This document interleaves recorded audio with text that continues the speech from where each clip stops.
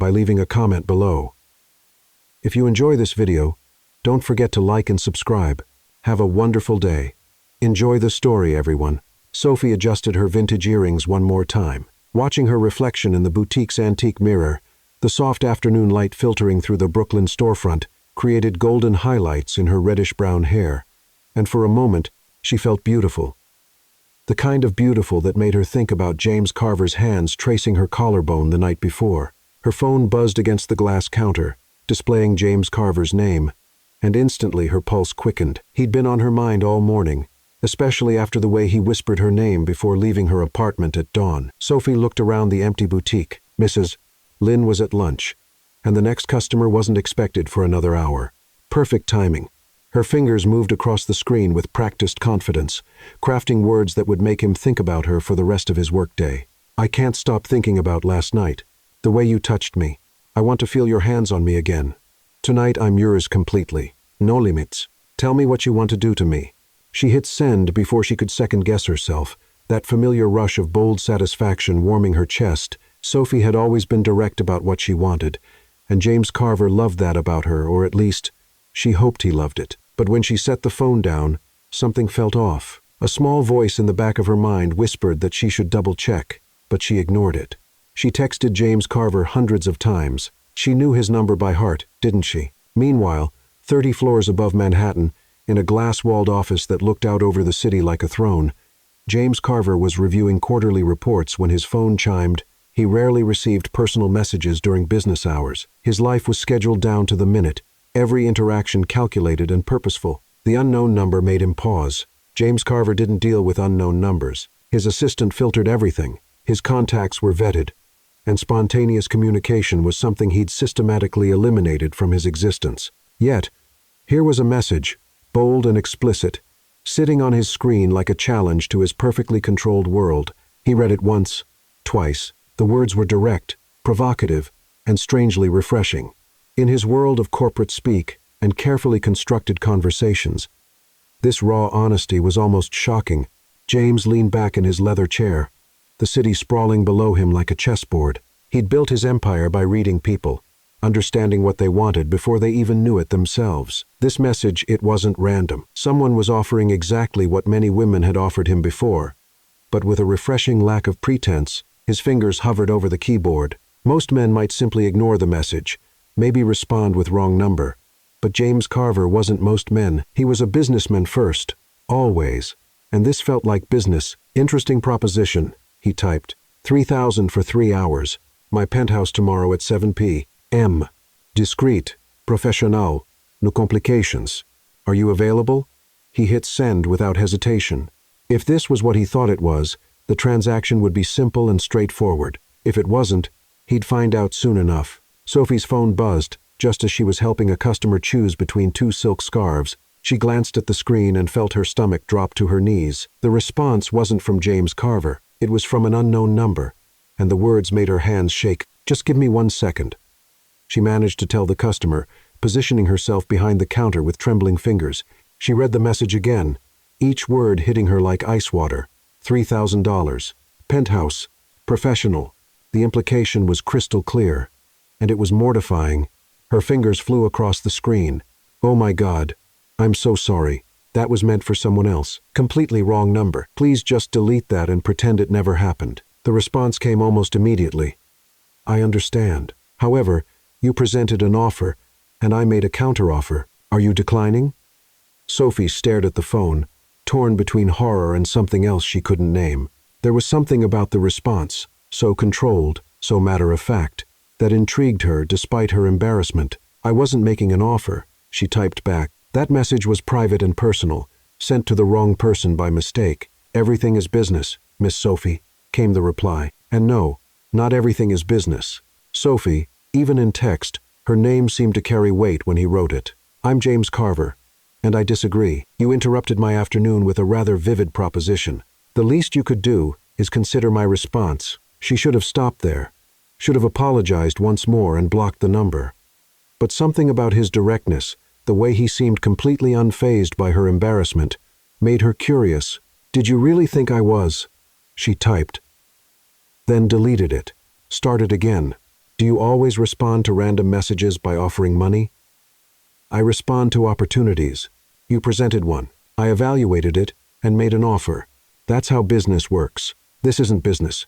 James Carver, this is my life you're talking about. Isn't everything a transaction, Sophie? Time, attention, affection, we all trade something for something else. The customer cleared her throat, reminding Sophie where she was. She looked up to see the woman tapping her watch impatiently. I'll take both scarves, the customer announced, clearly irritated by the delay. While Sophie processed the sale, her phone kept buzzing with messages from James Carver. Each response was more intriguing than the last, each one pulling her deeper into a conversation she never meant to have. When the customer left, Sophie realized she'd been holding her breath. She looked down at her phone at this strange exchange with a man who spoke in absolutes and saw the world in terms of negotiations. Who was James Carver? And why couldn't she stop wanting to know what he'd say next? The rest of the afternoon passed in a haze for Sophie. Every time she tried to focus on organizing clothes or helping the occasional customers, her phone would buzz again. James Carver, that name was starting to echo in her mind, like a puzzle she couldn't solve. Are you still there, Sophie? The message appeared on her screen at 3:30. She hesitated, fingers hovering over the keyboard. The sensible thing would be to block the number and move on with her life. But there was something magnetic about the way he wrote her name, as if it were an equation he was trying to solve. Unfortunately, yes, she replied. And are you still there making indecent proposals to strangers? Only to the interesting ones. Sophie felt heat rise up her neck. He had a way of turning every exchange into a game, and against her better judgment, she was enjoying playing. And what makes you think I'm interesting? You don't even know me. You're responding. The simplicity of the answer left her speechless for a moment. He was right. She was responding, participating in this strange dance, when she could simply ignore him. In his office, James Carver pushed the reports aside. Sophie had become more interesting than any financial projection. There was an authenticity in her responses that intrigued him. No elaborate games, no obvious attempts to impress him. She was direct, even when she was clearly out of her comfort zone. His assistant, Clara, appeared in the doorway with a stack of documents. Mr. Carver, the merger contracts are ready for review, and Senator Thompson confirmed dinner for Thursday. James waved distractedly, his eyes still glued to his phone. Cancel dinner with Thompson. Clara frowned. She'd worked for James Carver for 8 years and had never seen him cancel an important commitment on a whim. Sir, may I ask why? I have something more interesting to do on Thursday. When Clara left, clearly confused, James Carver turned his attention back to his phone. A new message from Sophie awaited him. All right, I'll bite. What makes a man like you, assuming you are who you say you are, respond to a message like that instead of just deleting it? James Carver smiled, a rare expression on his normally controlled face. Maybe I'm bored. How sad. A bored, powerful man is a dangerous man. Do you think I'm dangerous? There was a long pause before her response came. I'm starting to think you might be. Sophie closed the boutique at 6, but instead of heading straight home, she sat on the bench outside, unable to stop typing. The conversation had evolved into something she couldn't define, part provocation, part interrogation, part flirtation. Tell me about yourself, came James Carver's message. Is this part of your opportunity assessment? Pure curiosity. I'm 26, work at a boutique in Brooklyn, live alone in an apartment that would fit in your closet, and apparently have the bad habit of texting wrong numbers. And the man who was supposed to receive the original message? The question caught her off guard. She'd almost forgotten about Ethan amid this electrifying verbal exchange. It's complicated, she typed. Most interesting things are, what about you? Tell me about the mysterious James Carver who makes indecent offers to strangers. 34, CEO, live in a penthouse that could probably fit your entire building, and apparently have the bad habit of turning misunderstandings into opportunities. CEO of what? Boring things that make a lot of money. Sophie laughed out loud, earning curious looks from passers-by. There was humor behind his arrogance, a self-awareness that made his confidence more palatable. Are you always this evasive? Are you always this curious? Touché. Her phone buzzed with a call. Ethan. For the first time in hours, she hesitated before answering. Hi, she said, her voice sounding strangely guilty. Sophie, sorry I didn't respond to your message earlier. I had meetings all day. How about dinner tonight? I can be at your place in an hour. She looked at the phone in her hand at the conversation with James Carver still open on the screen. Actually, Ethan, I don't think I can tonight. I'm tired. There was a pause. Everything okay? You sound different. I'm fine. I just need a night to myself. After she hung up, she stared at the phone for a long moment. A new message from James Carver was blinking on the screen. Still there? Still here. Good. I was starting to get bored again. And that would be terrible, wouldn't it? Devastating. Sophie smiled, feeling something she hadn't felt in a long time. The thrill of discovery, of the unknown. James Carver was arrogant, controlling, and probably dangerous to her peace of mind, but he was also intelligent, provocative, and completely different from any man she'd ever met. James Carver. Yes. This conversation, where is it going? There was a long pause before the response came. Wherever you want it to go, Sophie, but something tells me you've already decided. She stared at the words on the screen, her heart beating faster. He was right. Somehow, in just a few hours, James Carver had awakened a curiosity in her that was impossible to ignore, and the scariest part? She didn't want to ignore it. Her hands trembled slightly as she typed her response, knowing she was about to cross a line from which there would be no return. 3 days had passed since Sophie had typed her last response to James Carver, a response she never sent. Her hands had trembled so much that she ended up closing the app and promising herself she wouldn't open it again. But promises made to oneself were the easiest ones to break. She was organizing a new shipment of dresses when her phone rang, not a text, a call, unknown number. Her heart raced because somehow she knew who it was. Hello? Her voice came out more hesitant than she intended. Sophie. The voice was deep, controlled, with an accent that suggested expensive education and power. James Carver. How did you get my number? I have resources and patience. You disappeared in the middle of an interesting conversation. Sophie stepped away from the counter, walking to the boutique window. Outside, Brooklyn continued its familiar rhythm, but inside her head, everything had changed since that deep voice had spoken her name. I didn't disappear. I made a sensible decision. Sensible is a boring word, and you clearly have issues with boredom. She heard him laugh, a low, rich sound that made something tighten in her stomach. Meet me for dinner tonight. Absolutely not. Why? Because you're a stranger who makes inappropriate offers and apparently gets phone numbers from people who didn't give them to you. Touché. But you're curious about me. If you weren't, you would have blocked my number 3 days ago. Sophie closed her eyes, hating that he was right. James Carver, The Riverside. 8. If you don't show up, I promise never to bother you again. The call ended before she could respond. Sophie stared at the phone, torn between frustration and an excitement she didn't want to admit. The Riverside was one of the most expensive restaurants in Manhattan, the kind of place that appeared in luxury magazines and where a glass of wine cost more than she made. In a day, James Carver adjusted his shirt cuffs for the 3rd time in 5 minutes. He couldn't remember the last time he'd felt nervous before a date, nervous about anything, really. His life was built on certainties, but Sophie Bennett had become a beautiful uncertainty. At 8:15, he was beginning to accept that she wouldn't come when he saw her. Sophie entered the Riverside like she was invading a world she didn't belong to, which James Carver realized was exactly the case. She wore a simple black dress that had probably cost less than the tip he'd give the waiter. But there was a natural elegance about her that made the jewelry-laden women at other tables seem overdone. You came, he said, standing as she approached, against my better judgment. Sophie sat down, her eyes taking in the opulent surroundings. This place is a lot. You get used to it. I'm not sure I want to get used to it. James Carver studied her face, the way she held her shoulders slightly tense, how her eyes avoided meeting his directly. You're nervous. I'm not nervous. I'm cautious. There's a difference. What's the difference? Nervous implies I care what you think of me. Cautious means I know I should run. James Carver smiled. And why aren't you running? Sophie finally met his eyes. I'm still deciding. The dinner unfolded like a careful dance, each testing the other's boundaries, advancing and retreating in a rhythm that was part seduction, part negotiation. James Carver discovered that Sophie was smarter than he'd expected, more challenging, too. She wasn't impressed by his money or power, and that was refreshing. Why did you really ask me here? Sophie asked when they were on dessert that she'd barely touched. Business proposal. Ah, we're back to that. James Carver leaned forward, his voice lowering. 3 months. 10,000 a month. You accompany me to social events, dinners, some trips, nothing more. Sophie nearly choked on her wine. Are you serious?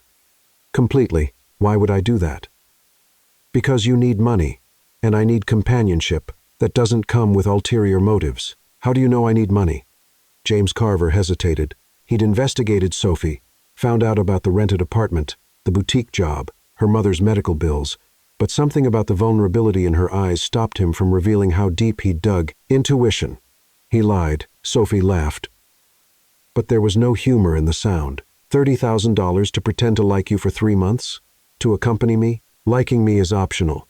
She stood up abruptly. Thank you for dinner. James Carver. But I'm not for sale. He watched her head for the door, part of him admiring her dignity, part wondering if he'd miscalculated. But when she reached the door, her phone rang. She looked at the screen, and he saw her face go pale. Sophie answered, walking outside the restaurant. James Carver couldn't hear the conversation, but he saw through the glass window the exact moment her shoulders collapsed, when she leaned against the wall as if the world had crashed down on her. When she came back, her eyes were red but dry. My mother, she said simply, the cancer has spread. There's an experimental treatment, but insurance won't cover it. 4,500美元. James Carver said nothing, just waited. 15,000 a month, Sophie said, her voice steady despite the tears in her eyes. 6 months, and for the first 2 weeks, you don't touch me, not even a handshake. Done. And if I decide I can't do it anymore, I can leave at any time. James Carver extended his hand. Done. Sophie looked at his hand for a long moment before shaking it. The touch was brief, professional. But James Carver felt something like electricity run through his skin. This isn't about you or me, Sophie said. Her words more to herself than to him. This is about my mother. Of course, James Carver agreed, but they both knew she was lying. As he watched Sophie sign the contract his lawyer had prepared in record time, James Carver wondered if he was buying her companionship or if he'd just made the most dangerous deal of his life. A week later, Sophie found herself in the mirror of a Bergdorf Goodman fitting room, staring at a version of herself she barely recognized. The navy silk dress cost more than her income for 3 months. The personal shopper James Carver had hired circled around her like an artist perfecting her masterpiece. Perfect for tonight's charity dinner, the woman murmured, adjusting an invisible pleat. Mr. Carver has impeccable taste.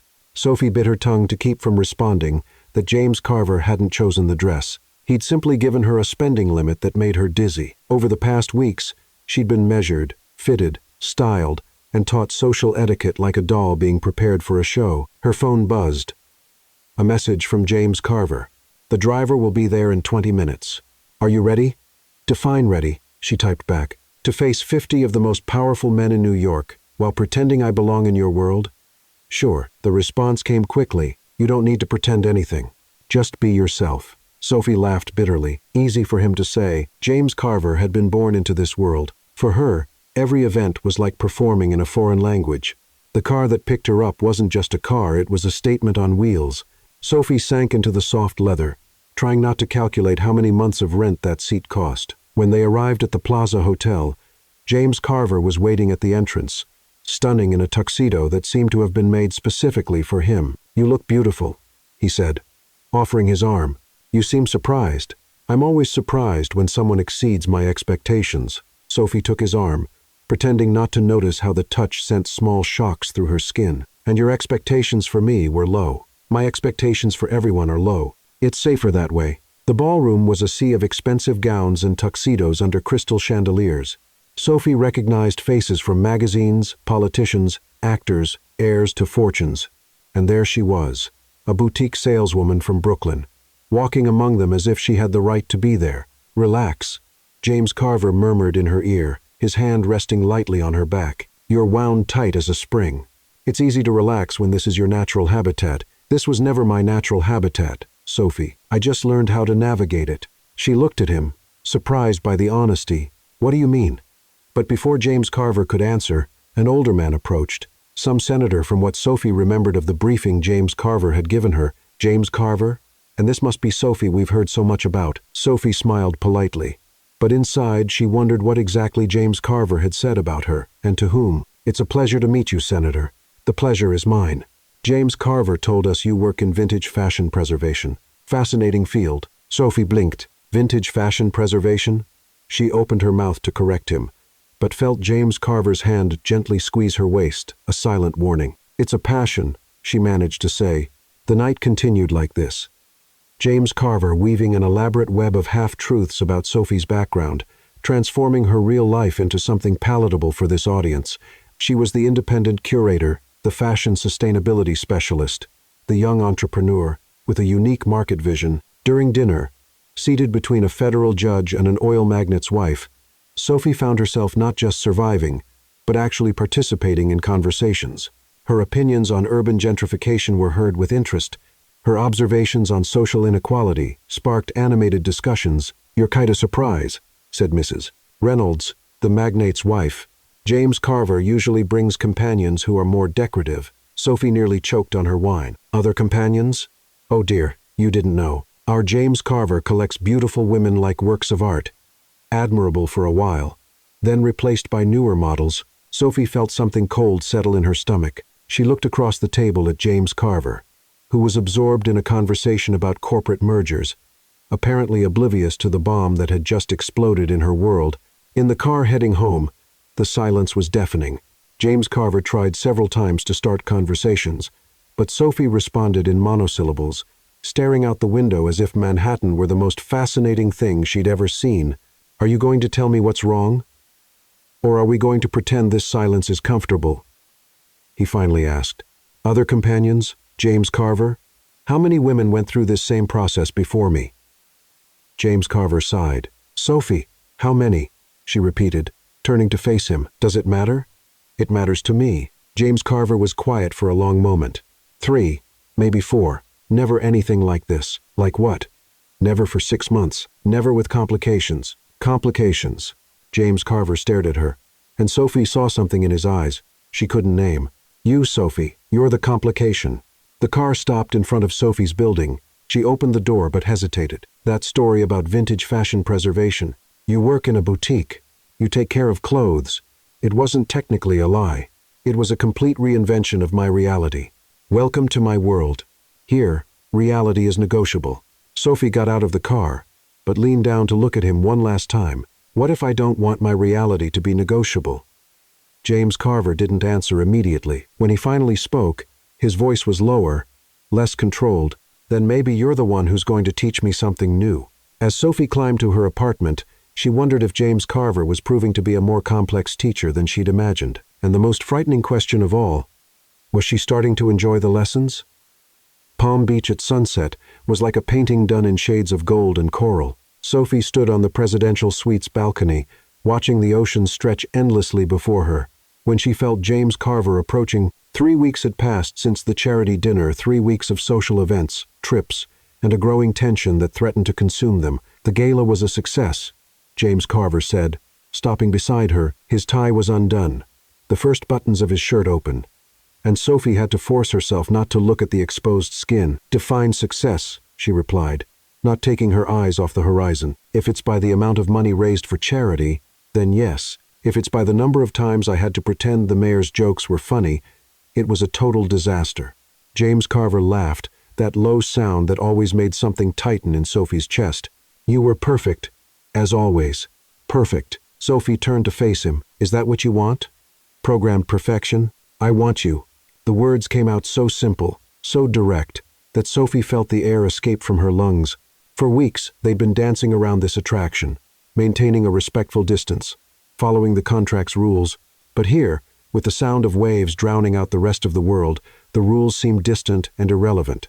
"James Carver," she began, but he took a step forward, closing the space between them. 3 weeks, Sophie. 3 weeks watching you, listening to you, discovering how your mind works. And the only thing I've been able to conclude is that you've left me completely lost." Sophie felt her heart race. "We have an agreement. Rules that I made because I thought it would be easier that way." James Carver raised his hand, hesitating for a moment before gently touching her face. "But there's nothing easy about you, Sophie Bennett." The touch was gentle, almost reverent, and Sophie found herself leaning into it despite herself. "This is going to complicate everything. It's already complicated." And then he kissed her. It was different from any kiss Sophie had ever experienced. James Carver started slowly, almost cautiously, as if she might break or disappear. But when Sophie responded, when her hands gripped the front of his shirt and she allowed herself to be pulled against him, the kiss deepened. James Carver kissed her as if he were trying to memorize her taste, as if she were the most precious thing he'd ever touched. Sophie lost herself in him, in the scent of his cologne mixed with sea salt, in the way his hands tangled in her hair, in how he murmured her name against her lips. When they finally pulled apart, both were breathless. James Carver rested his forehead against hers, his eyes closed. "Sophie," he whispered, and there was something almost vulnerable in the way he said her name. "I know," she replied, because she understood. What was happening between them had crossed the boundaries of the contract, had become something real and frightening and impossible to ignore. James Carver opened his eyes, and Sophie saw something in them she'd never seen before. Uncertainty. "Where does this leave us?" Before Sophie could answer, he kissed her again.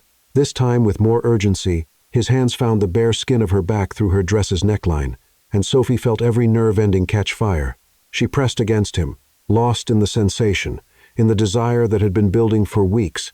James Carver's hands traced her waist, moved down to her hips, and Sophie moaned softly against his lips. It was too much and not enough at the same time. She wanted more, wanted everything, wanted to forget there were rules or reasons or anything besides this moment. But when James Carver began to pull down her dress's zipper, reality hit her like ice water.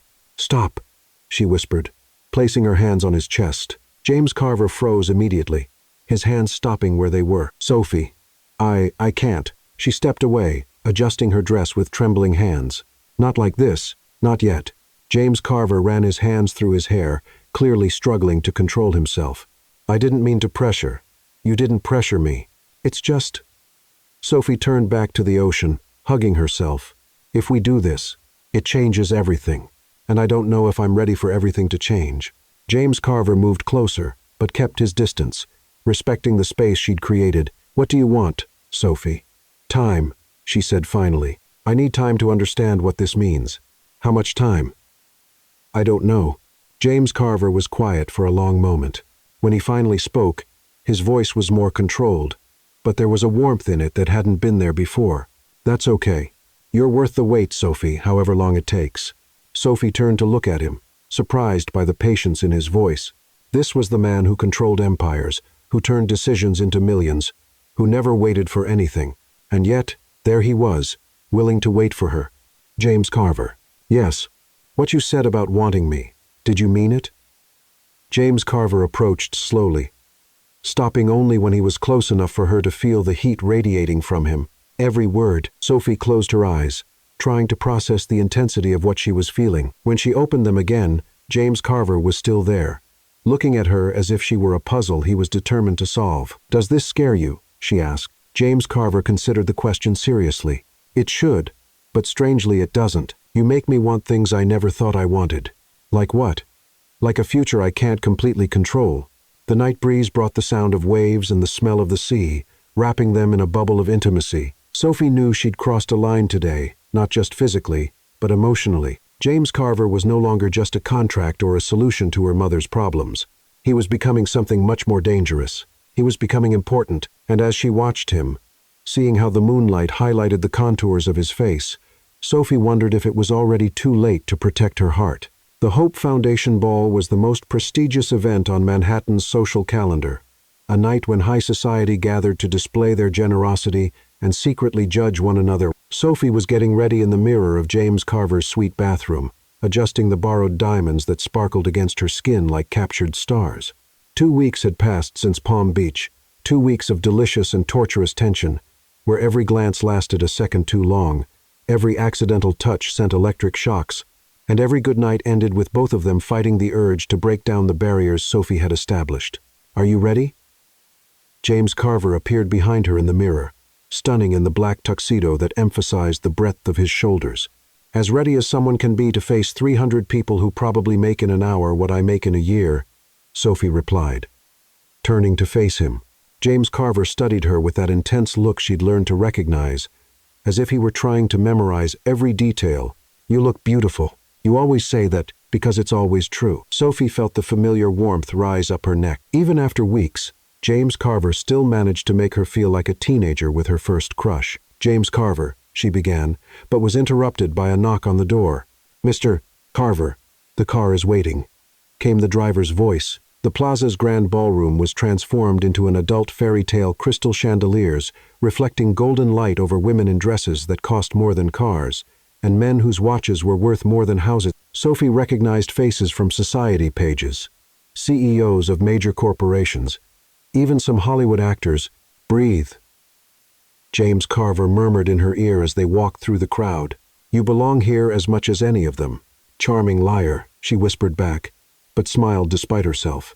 They were talking with a group of philanthropists when Sophie saw her for the first time.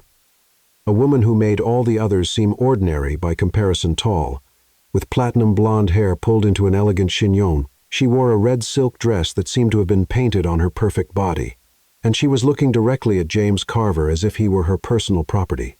Sophie felt something cold settle in her stomach as the woman began approaching, her walk a calculated display of confidence and power. James Carver, the voice was smooth as honey, with an accent that suggested European education. What a delightful surprise. James Carver stiffened beside Sophie, his hand tightening almost imperceptibly on her waist. Victoria, aren't you going to introduce me to your companion? Victoria's eyes slid over Sophie with the precision of a scanner, cataloging and judging every detail. Sophie Bennett, Victoria Langley, James Carver said, his voice carefully neutral. Ah, so you're James Carver's new acquisition. Victoria extended a perfectly manicured hand. Pleasure to meet you, dear. Sophie shook the offered hand, noting how Victoria's expensive rings pressed against her fingers. The pleasure is mine. Sophie works in vintage fashion preservation, James Carver said, and Sophie recognized the softened version of her life he'd created. How interesting. Victoria smiled, but it didn't reach her ice blue eyes. James Carver has always been drawn to projects. The word projects was pronounced with such condescension that Sophie felt her cheeks burn. But before she could respond, James Carver intervened. If you'll excuse us, I need to greet Senator Peterson. As James Carver walked away, Sophie found herself alone with Victoria, who continued smiling that sharp smile. May I ask you a personal question, dear? Victoria didn't wait for an answer. How much is he paying you? Sophie felt like she'd been punched in the stomach. Excuse me? Oh, don't play dumb. James Carver has a very specific pattern. Young, beautiful, needy women. He likes to be the savior, you know, makes him feel powerful. I don't know what you're talking about. Victoria laughed, a crystalline and cruel sound. Of course you do. Let me guess. You needed money for something important. Sick family, debts. James Carver appeared like a knight in shining armor, offering a solution. Sophie didn't respond, but her expression must have given everything away because Victoria's smile widened. I thought so. You know you're not the first, right? There was Rachel, daughter of a bankrupt broker. Lauren, trying to save the family farm. And Emily, oh, Emily was special. She lasted almost a year. Why are you telling me this?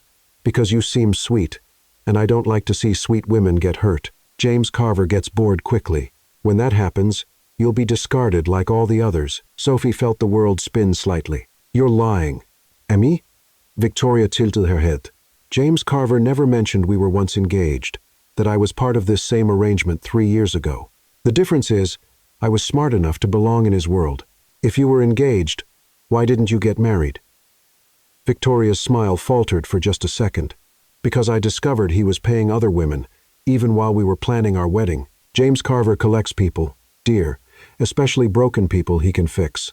Sophie looked across the ballroom to where James Carver was talking with a group of older men. He looked so controlled, so in command, exactly like the first day they'd met. Had it all been an elaborate performance?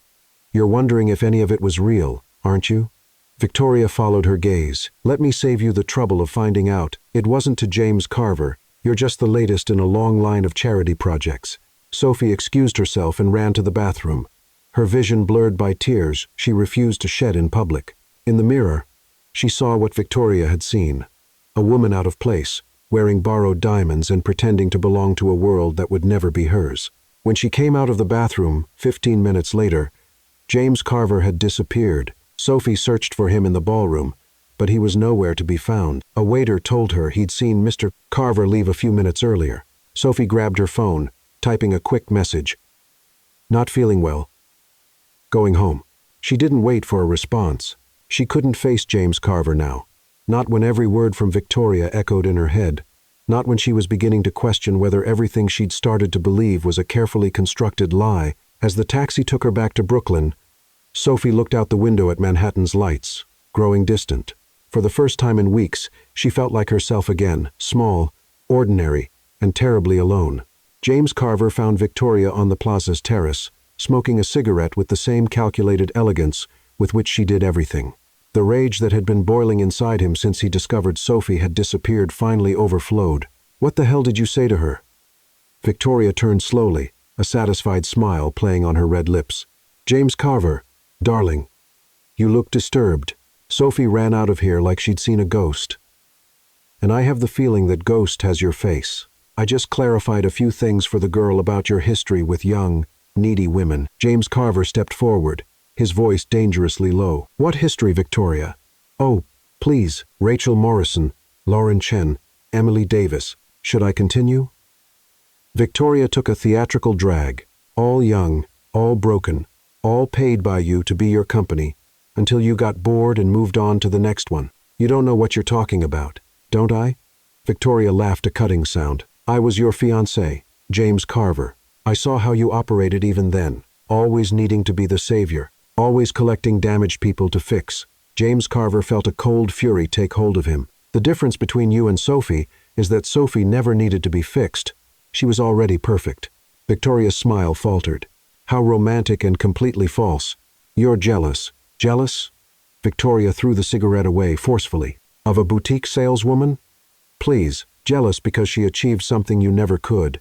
Making me feel something real." The words came out before James Carver could stop them. But the moment he said them, he knew they were true. Sophie had done something no woman before her had managed. She'd broken down his defenses, without even trying. "Go to hell, James Carver. I'm already there," he replied, running off. James Carver spent the next 2 days looking for Sophie. She didn't answer his calls, wouldn't open her apartment door, and when he went to the boutique, Mrs. Lynn said she'd asked for a few days off. It was Clara, his assistant, who finally found him in the office at 2:00 the morning on the third day, surrounded by crumpled papers and several cups of cold coffee. "Mr. Carver, Miss Bennett, is at Mount Sinai Hospital, Oncology Wing." James Carver couldn't remember ever running so fast in his life. Sophie was sitting in an uncomfortable plastic chair in the hospital corridor, her eyes red and swollen from crying. She wore jeans and a simple blouse, the first time James Carver had seen her without the expensive dresses and borrowed jewelry that had become her armor in that strange world. She looked up when she heard him approaching, and James Carver saw something break in her expression. "How did you find me?" "It doesn't matter." James Carver knelt in front of her chair, not caring about the curious looks from passing medical staff. "Sophie, about what Victoria said, was it true?" Sophie's voice was hoarse from crying. "About the other women?" James Carver closed his eyes. "Yes and no. That's not an answer, James Carver. Yes, there were other women. Yes, I helped them financially. No, it was never like this." He opened his eyes, meeting hers. "I never cared about any of them, Sophie. They were transactions, business, and me? Am I just another business deal? You were." The words hurt to say, but he continued. "At first you were, but somewhere between your first sarcastic response and the way you look at me when you think I'm not watching, you became so much more." Sophie shook her head. "I can't do this anymore, James Carver. I can't keep pretending I belong in your world." "Then don't pretend." "What?" James Carver took her hands, noticing how cold and trembling they were. "Forget the contract. Forget the social events and expensive clothes and all that crap. Stay with me because you want to, not because you're being paid to." Sophie looked at him as if he'd gone insane. "James Carver, I love you." The words fell between them like bombs, echoing through the hospital corridor. James Carver had never said those words to anyone, not to Victoria, not to any of the others. But there, kneeling on the cold hospital floor, they seemed to be the only truth that mattered. "No," Sophie whispered, tears beginning to fall again. "You can't say that now." "Why not?" "Because my mother is dying." The word came out like a muffled scream. "The doctors said the treatment isn't working. She has maybe weeks, not months." James Carver felt the world stop. "Sophie, and I fell in love with you." The words came out between sobs. "Even knowing it was stupid, even knowing we were from different worlds, I fell in love with you. And now I don't know if any of it was real." James Carver raised his hands to frame her face. his thumbs wiping away the tears. "This is real. What I feel for you is real. The rest we can figure out together." "How?" "Marry me." Sophie stopped crying, staring at him as if he were a stranger. "What?" "Marry me not as part of a contract or an agreement. Marry me, because I can't imagine my life without you in it." "James Carver, you're crazy." "Probably."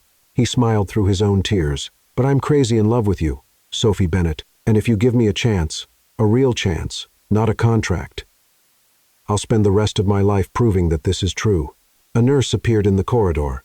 "Miss Bennett, your mother is awake and asking for you." Sophie stood up, wiping her face with the back of her hands. I need to go." "I know." She hesitated, looking at him. "James Carver." "Yes. Give me time to think. However much time you need." As Sophie disappeared down the corridor toward her mother's room, James Carver remained kneeling on the cold floor, realizing that for the first time in his adult life, his future was completely out of his control, and strangely, it didn't scare him as much as it should have, because for the first time, he'd found someone who was worth more than any power or control he could wield. A week passed in strange limbo. James Carver respected Sophie's request for space. But every day he sent flowers to the hospital, not extravagant arrangements that screamed money, but simple daisies that he remembered her mentioning were her mother's favorites. Sophie spent her days in room 314, watching her mother fight a battle they both knew she was losing. Ellen Bennett had always been a small woman, but now she seemed fragile as paper, her eyes still bright, with the intelligence and love that had guided Sophie throughout her life. "Are you going to tell me about him? Or are we going to keep pretending those flowers magically appear every day?" Ellen asked on a Thursday afternoon, her voice weak but still with that motherly tone that didn't accept lies. Sophie looked up from the book she was pretending to read. "Mom, Sophie Catherine Bennett, I have cancer. I'm not blind, and I'm definitely not stupid." Ellen pointed to the fresh daisies on the windowsill. "Those flowers cost a fortune to have every day, and you've been walking around looking like you lost your best friend and won $1 million at the same time." Sophie sighed, closing the book. "It's complicated. The best things usually are, he asked me to marry him." Ellen tried to sit up straighter in bed. And I don't know what to do." "Do you love him?" The simple question hit Sophie like a punch. "Does that matter, honey?" "It's the only thing that matters." Sophie stood up, walking to the window. "Yes, I love him more than I thought it was possible to love someone. But you're scared. We're from completely different worlds, Mom. He's James Carver, CEO, millionaire. A man who dines with senators and has more money than I can imagine. And I'm me." Ellen was quiet for a moment. "Can I meet him?" "Mom, Sophie, if my daughter is going to marry a man, I want to meet him before I die." The word die still made Sophie flinch, but she nodded. "I'll call him." James Carver arrived 2 hours later, carrying not flowers, but a small potted lavender plant.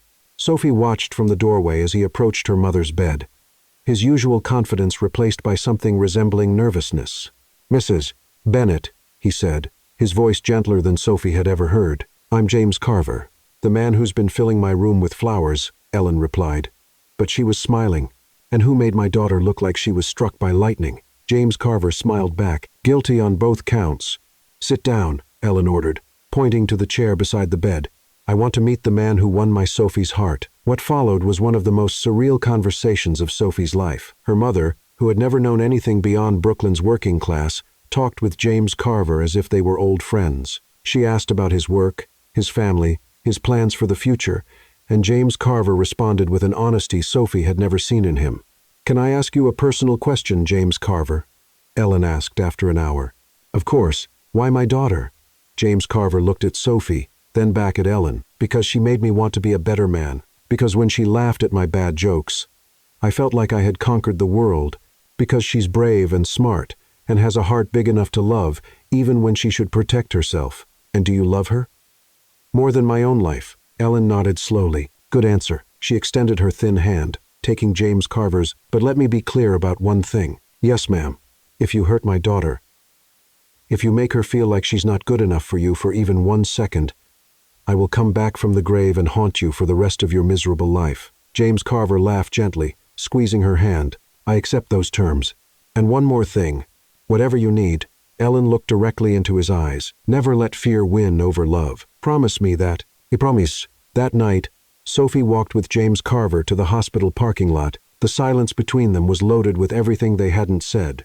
"Your mother is incredible," James Carver said finally. "She liked you."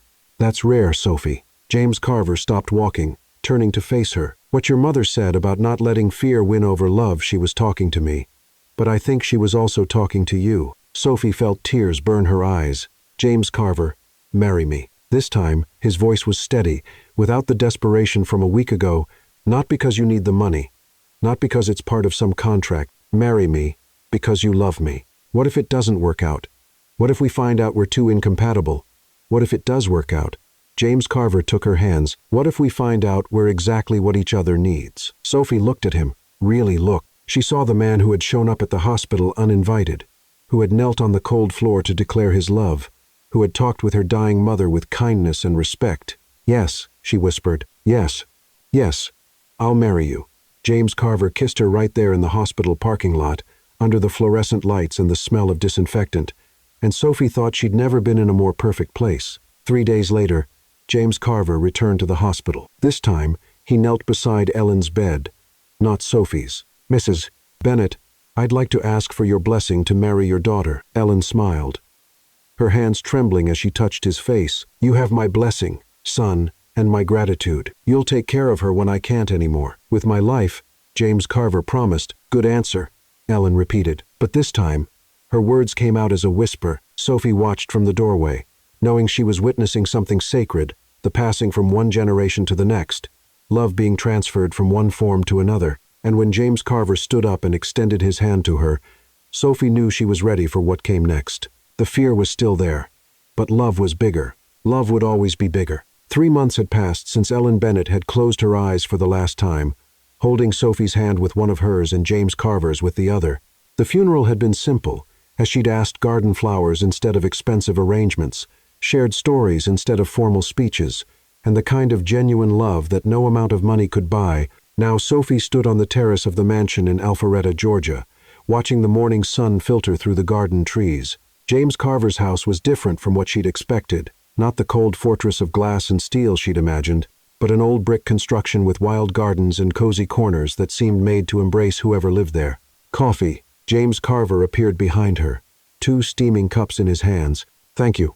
Sophie accepted the cup, noticing how he still seemed slightly surprised to find her there every morning, as if he still couldn't believe she'd chosen to stay. They'd gotten married 2 weeks after Ellen's death in a small ceremony at a church in Connecticut. It hadn't been the fairy tale wedding that society magazines expected. Sophie had worn her mother's wedding dress, altered by a local seamstress, and James Carver had cried when she walked down the aisle to the sound of an out-of-tune organ. "How are you feeling about today?" James Carver asked, sitting in the chair next to hers. Today was the official opening day of Sophie's boutique, Vintage Ray, in downtown Alpharetta. James Carver had insisted on financing the project, but Sophie had been firm. It would be a loan with market-rate interest and a proper payment plan. She wanted to build something of her own, not have something given to her. Nervous, excited, scared that nobody will show up. Sophie smiled over the rim of her cup. "The usual opening day feelings, I imagine. You're going to kill it. You have to say that, 'You're my husband.' I say that because it's true." James Carver took her free hand. "Sophie, in the past months, I've watched you transform an empty space into a work of art. I've watched you win over the trust of women who'd never heard of you. You're going to kill it because that's who you are." Sophie felt that familiar wave of warmth that always came when James Carver looked at her that way, as if she were the most precious thing in his world. James Carver. "Yeah, I'm happy." The words were simple, but James Carver smiled as if she'd given him the world. "Me, too." The morning passed in a rush of last-minute preparations. Sophie was adjusting a mannequin when she felt a strange wave of dizziness. She leaned against the wall, waiting for it to pass. But instead her stomach lurched violently. She barely made it to the bathroom in time. "Sophie." Her assistant, Mia's voice came from the other side of the door. "Are you okay?" I'm fine," Sophie managed to answer, though she clearly wasn't. Must be nerves. But when it happened again an hour later, and then once more when James Carver arrived for lunch, Sophie began to suspect it wasn't nerves. "You look pale," James Carver observed, touching her forehead. "Maybe we should cancel the opening." "Absolutely not." Sophie pulled away from his hand. "I'm fine." But she wasn't fine. All afternoon, waves of nausea hit her at random moments. When she finally sent Mia home and closed the boutique, Sophie drove straight to the pharmacy. 3 tests, all positive. Sophie stared at the 2 pink lines on the last test, her mind completely blank. Pregnant. She was pregnant. She and James Carver had talked about children in abstract terms, someday in the future, when they were more established, when they had more time, but someday had become today, and Sophie didn't know how she felt about it. She drove home on autopilot, the tests hidden in her purse like small bombs waiting to explode their carefully constructed life. James Carver was in the kitchen when she arrived, preparing dinner with the concentration he applied to everything in his life. He'd become a surprisingly good cook in recent months. Discovering that he enjoyed the precision and creativity it required. "How was the rest of the afternoon?" he asked without turning from the stove. It was good." Sophie dropped her purse on the kitchen table, the tests practically burning a hole through the leather. "James Carver. I need to tell you something." Something in her voice made him turn around completely. "What is it?" Sophie pulled one of the tests from her purse, placing it on the table between them. "I'm pregnant." James Carver stared at the small plastic device for a long moment, as if it were a puzzle he needed to decipher. Then he looked at Sophie, and she saw something she hadn't expected in his eyes. Pure joy. "Pregnant," he repeated, as if testing the word. "I know we didn't plan this. I know it's too early." I know that James Carver crossed the kitchen in 3 long strides, taking Sophie in his arms and spinning her through the air. "We're having a baby. James Carver, put me down before I throw up on you." Sophie laughed despite herself. He set her down gently, but kept his hands on her waist. "Sorry, it's just Sophie. We're going to have a baby. Are you happy?" "Happy?" James Carver laughed, a rich and genuine sound. "Sophie, I'm beyond happy. There's no word for what I'm feeling." Sophie felt tears burn her eyes. Tears of relief, of joy, of overflowing love. "So, you want this? You want to have a family with me?" "I want everything with you." James Carver framed her face with his hands. "I want to build a life with you. Have children with you. Grow old with you. I want to wake up every day for the next 50 years knowing that you're mine." He kissed her then, soft and reverent, as if she was something sacred, and Sophie thought maybe she was the 2 of them together, creating life, building a future that neither of them had imagined possible just a few months before. "I'm scared," she whispered against his lips. "Me, too. But we'll be scared together." Sophie laughed through her tears. "That's not very comforting." "Then let me try again." James Carver rested his forehead against hers.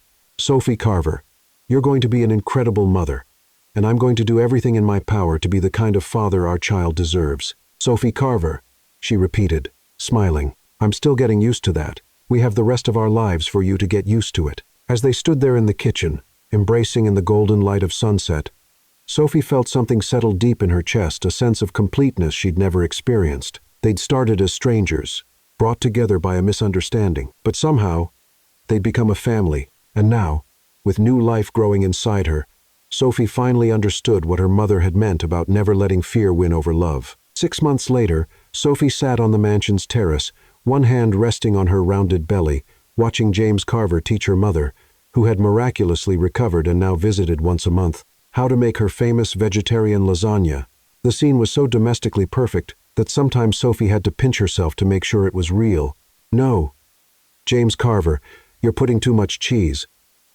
Her mother's voice floated through the open kitchen window. "Mom, there's no such thing as too much cheese when it comes to lasagna," James Carver replied, and Sophie smiled, hearing the genuine affection in his voice when he called her mom. Ellen's miraculous recovery had been as unexpected as it was complete. The doctors couldn't explain it. Maybe it was the new experimental treatment. Maybe it was the happiness of seeing her daughter married and pregnant. Or maybe it was simply the power of love being stronger than any medical diagnosis. "Sophie, dear, come help us before your husband ruins my recipe," Ellen shouted from inside the house. Sophie stood up slowly, her hands supporting her aching back. At 7 months pregnant, she'd developed a new appreciation for the phrase "big as a house," but James Carver seemed to find her more beautiful every day. In the kitchen, she found the familiar scene. James Carver covered in flour up to his elbows, trying to follow her mother's meticulous instructions, who supervised every movement with the intensity of a general commanding troops. "You know he runs a billion-dollar company, right?" Sophie said to her mother, kissing her cheek. "Running a company and making lasagna are completely different skills," Ellen replied seriously. "One requires logic, The other requires soul. James Carver rolled his eyes, but was smiling. Your mother is a culinary tyrant, and you love it. Sophie shot back, stealing a piece of cheese from the bowl. I hate to admit it, but yes, they worked together in the kitchen, three people who had become a family in ways none of them had planned. Sophie watched James Carver and her mother argue about the proper amount of seasoning and felt her heart overflow with gratitude. Later that night, after Ellen had gone to the guest room and the lasagna had been devoured with appropriate praise, Sophie and James Carver were back on the terrace. The night was warm and scented with jasmine from the garden, and stars dotted the sky like diamonds scattered on black velvet. "Remember when you said I was a complication?" Sophie asked, settling against James Carver's chest on the double chaise lounge they'd bought specifically for these nights. James Carver ran his fingers through her hair. "The best complication I ever had. Our daughter is going to be even more complicated. She's going to be perfect." "How are you so sure it's a girl?" "Male intuition." Sophie laughed. "That's not a real thing." "Yes, it is. And she's going to be exactly like you. Stubborn, smart, and completely capable of driving me crazy with love." Sophie turned her head to look at him. "Do you really think we're going to make it? That we'll be good parents?" James Carver was quiet for a moment, considering the question with the seriousness it deserved. "I don't know if we'll be good parents from day one, but I know we'll try with everything we have. And I know our daughter will grow up knowing she's loved." "How can you be so sure?" "Because I look at you and see the kind of woman who sacrificed for her mother, who built a life from scratch, who had the courage to love a stubborn man like me. If that woman is my daughter's mother, she'll grow up knowing she can conquer anything." Sophie felt familiar tears burn her eyes. Pregnancy had made her emotionally unstable, but this was different. This was pure love, manifesting in liquid form. "What if I told you I also think it's a girl? Then we're officially in trouble." James Carver laughed. "Why? Because two stubborn Carver women in the same house? I'm going to spend the rest of my life being outnumbered. And do you hate being outnumbered?" James Carver kissed the top of her head. "Sophie, before you, I controlled everything, every decision, every outcome, every variable. It was lonely, but it was safe. And now I wake up every day, not knowing exactly what to expect. You constantly surprise me, and in a few months, we're going to have a little person who will surprise us even more. It's terrifying and wonderful at the same time." Sophie settled deeper against him, feeling the baby kick against her ribs as if agreeing with the conversation. James Carver. "Yeah. Who would have thought it all started with a message sent to the wrong number?" James Carver was quiet for a moment, and Sophie felt his chest rise and fall with a deep breath. "It wasn't a mistake," he said finally, his voice low and full of conviction. "What do you mean?" "That message, that wrong number. The way everything unfolded, it wasn't a mistake, Sophie. It was destiny." Sophie turned in his arms so she could see him properly. "Do you really believe that?" "I believe some things are bigger than coincidence.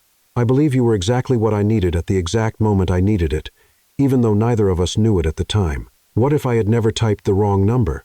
Then I'd still be sitting in my office controlling numbers on a spreadsheet, thinking that was living." James Carver gently touched her belly. "Instead of being here with my pregnant wife in my arms, waiting for our daughter to be born, with your mother in the house next door, making plans to spoil our daughter rotten." Sophie laughed through her tears.